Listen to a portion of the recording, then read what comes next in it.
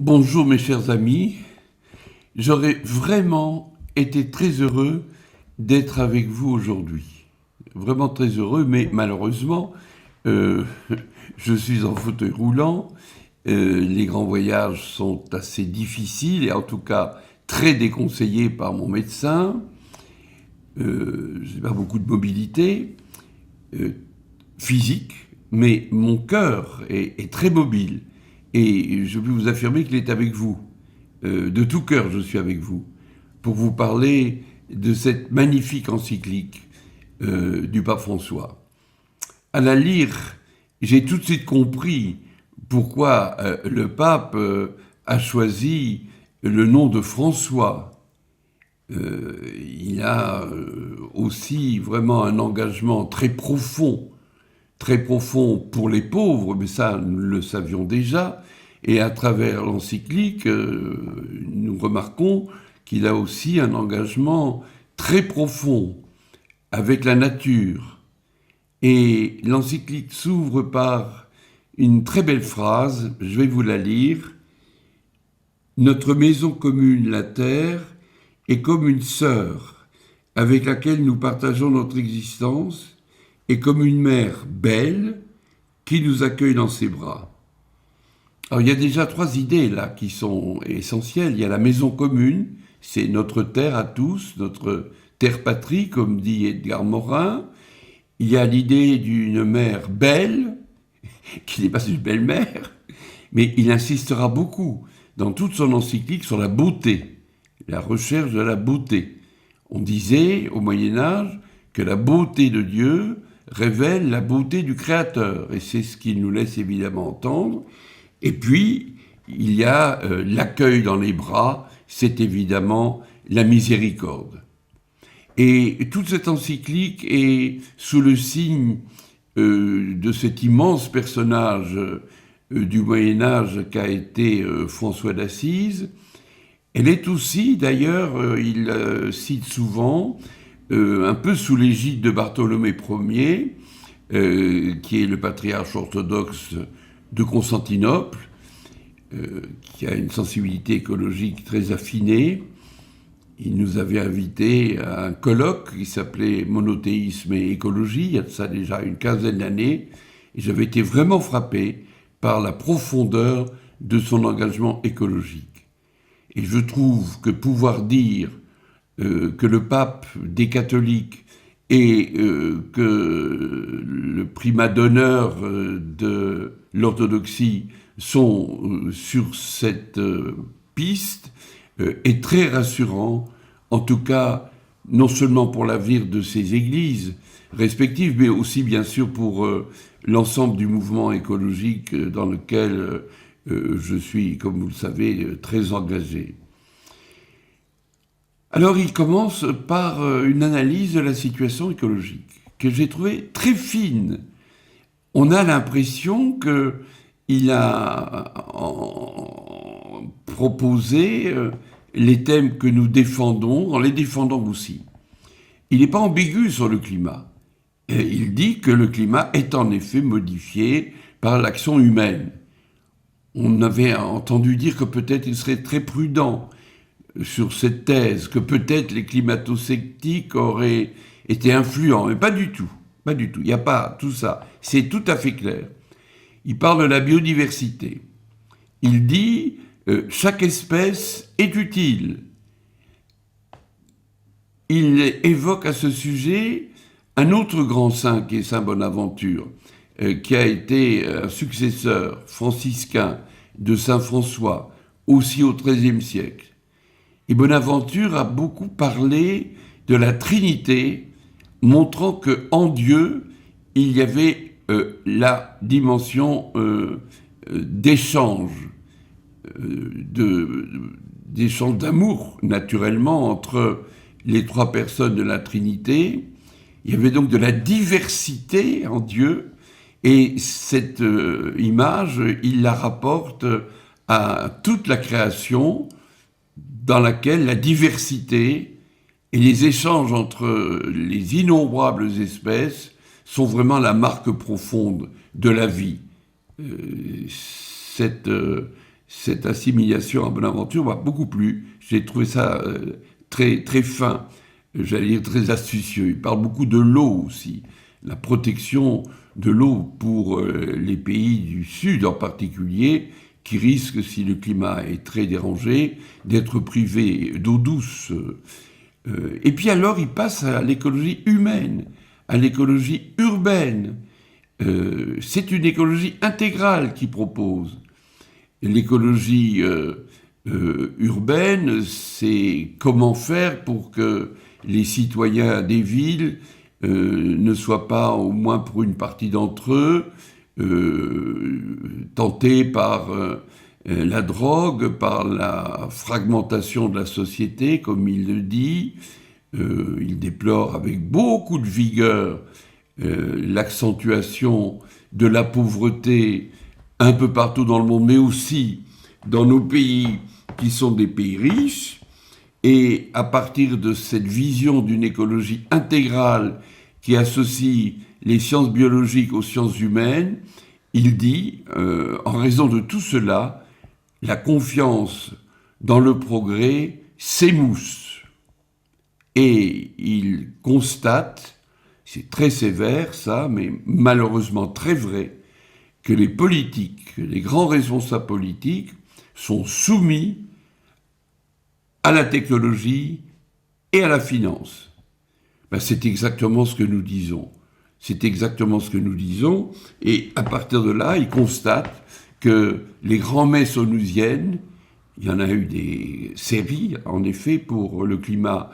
On va avoir la 21e à Paris au mois de décembre, que ces grands-messes n'aboutissent pas à des résultats concrets, justement parce que le pouvoir politique est soumis à ces pressions, disons pour faire court, du monde de l'argent. Alors il déplore, moi, j'ai beaucoup aimé ça aussi parce que c'est quelque chose que je ressens très fort, que la pensée judéo-chrétienne n'a pas été à la hauteur en ce qui concerne les liens de l'homme et de la nature. Il dit qu'on a retiré à la nature son caractère divin et que c'est la raison pour laquelle il insiste lourdement sur cette idée que la nature a effectivement, parce que c'est la création, un caractère divin. Et dans la nature, il y a évidemment tous les êtres vivants et il appelle à une fraternité universelle de tous les vivants. Pour lui, l'environnement est un bien collectif. Il parle de patrimoine de l'humanité qui doit être géré au bénéfice de tous. Et pour que tout ça se produise, alors il faut repenser complètement les paradigmes qu'on a hérités, notamment des 2 derniers siècles et notamment du XXe en particulier. Il pense que nous devons hardiment créer de nouvelles synthèses, une nouvelle manière de voir, et il cite ici un auteur chrétien connu qui est Romano Guardini, qui dit que l'homme moderne n'a pas été éduqué au bon usage de la puissance. Alors ce bien commun pourra se manifester dans la défense collective du bien commun universel.